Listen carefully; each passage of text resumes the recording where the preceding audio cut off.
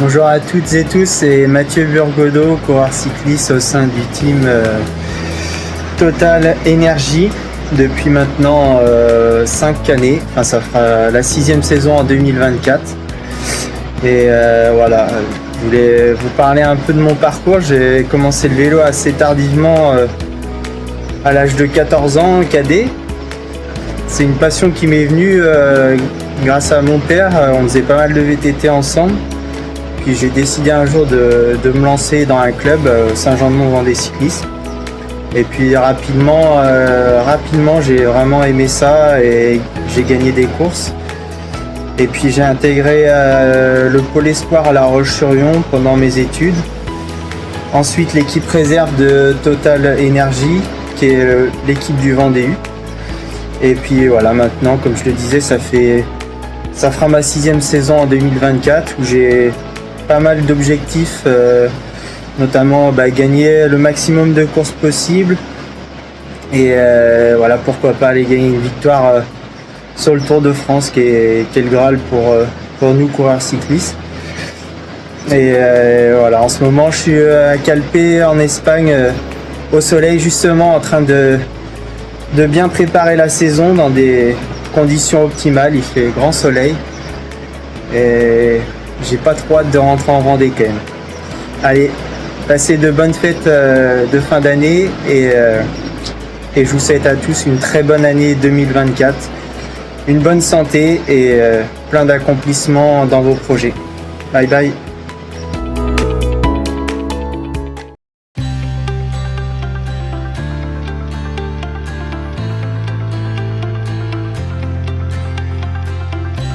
Jean-Pierre, jeune retraité actif, 60 ans, j'habite les Clouzot.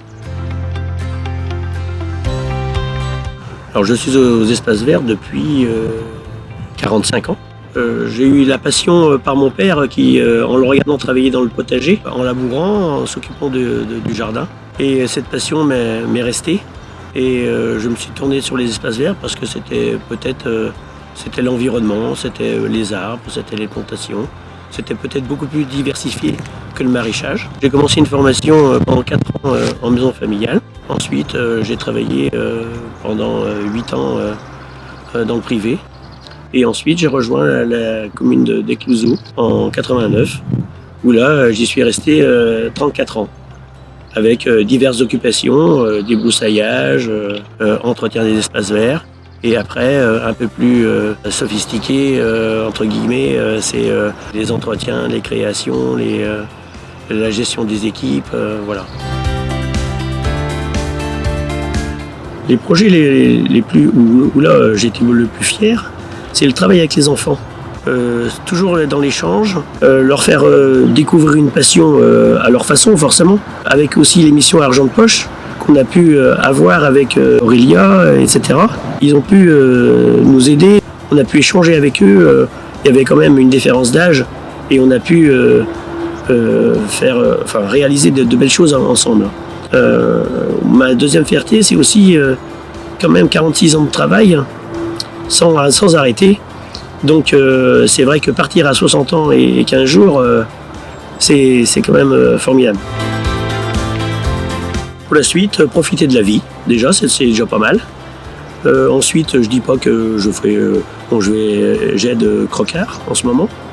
Donc, quand ils ont besoin de moi, ils m'appellent. Et je dis pas que je ferai pas aussi... j'aiderai pas quelques associations qui pourraient me convenir. À voir dans la suite. Ensuite, profiter de la famille, des enfants, des petits-enfants.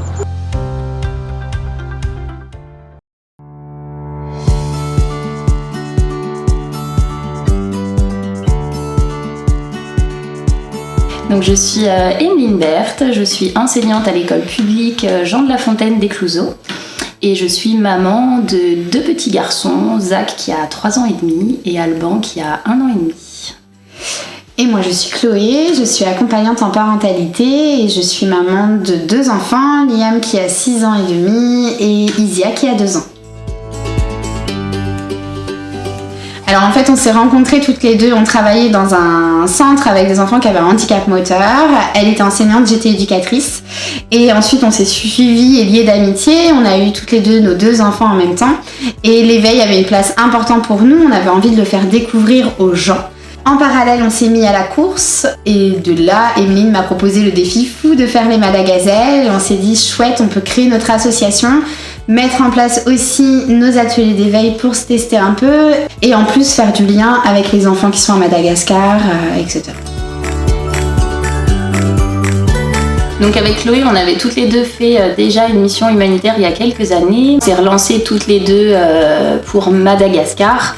Donc l'objectif, c'est, donc on part 12 jours. L'objectif, c'est de courir entre 8 et 10 km par jour pendant 6 jours.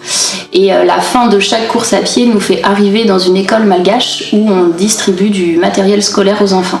Pour pouvoir faire cette course, il nous faut 80 kg de matériel scolaire, pas forcément neuf. Donc depuis le début de l'aventure, on a quand même déjà récolté la moitié des fonds financiers. Donc grâce à la tombola, grâce aux premiers événements qu'on a fait, emballage de papier cadeau pour Noël, marché de Noël. Mais ce n'est pas fini, on a encore besoin de vous. Donc comment vous pouvez nous aider? En partageant nos événements sur les réseaux sociaux, grâce à notre Hello Asso. Sur le Hello Asso, en fait, on peut directement faire des dons, participer ou s'inscrire aussi à nos événements. Et puis du coup, on est toujours à la recherche de sponsors. On a toujours besoin de sponsors pour financer notre projet.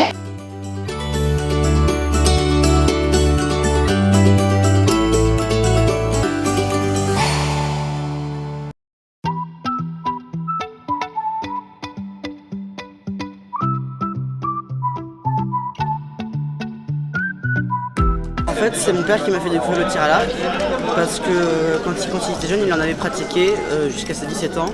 Et donc, il a eu envie de reprendre il y a quelques années. Et du coup, il s'est mis à chercher des clubs de tir à l'arc autour de chez nous. Et puis, il s'est dit que ce serait sympathique que moi aussi je découvre. Et en fait, la première fois que j'ai fait tir à l'arc, la première séance d'essai, je me suis dit que c'était le sport que je voulais faire parce que j'adorais ça et parce que c'est le type de sport que je préfère. Je pense que le meilleur souvenir que j'ai de moi, je suis pas de France, c'est ma finale. Donc ils m'ont posé un archer de Rion qui est le meilleur club de tir à l'arc de France. Donc je suis content parce que j'ai gagné, même si j'ai gagné sur une flèche de barrage. Et j'étais très content, même si c'est pas trop fait au début parce qu'on a l'adrénaline, etc. Mais j'étais très content et c'est mon meilleur souvenir de championnat de France. Vu que je suis là, je suis pas de France, alors il y a eu les mots de mon entraîneur qui m'ont rassuré. Les mots c'était la cible du milieu parce qu'on tire sur 3 spots différents, donc là on tire qu'une seule flèche sur le spot du milieu. Et mon entraîneur m'a dit la cible du milieu c'est ta cible, c'est la cible que je fais que des 10, donc maintenant vas-y, il n'y aura aucun problème, tire comme tu es tiré. Et donc j'ai tiré, j'ai su gérer la pression qui était quand même très présente et j'ai gagné. J'ai fait un 10 et il a fait un 9.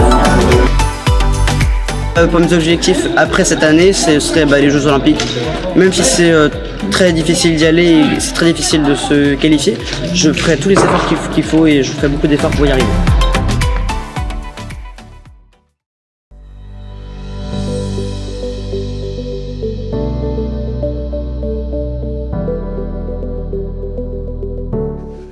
« 27 ans, nous venions de nous installer au Clouseau.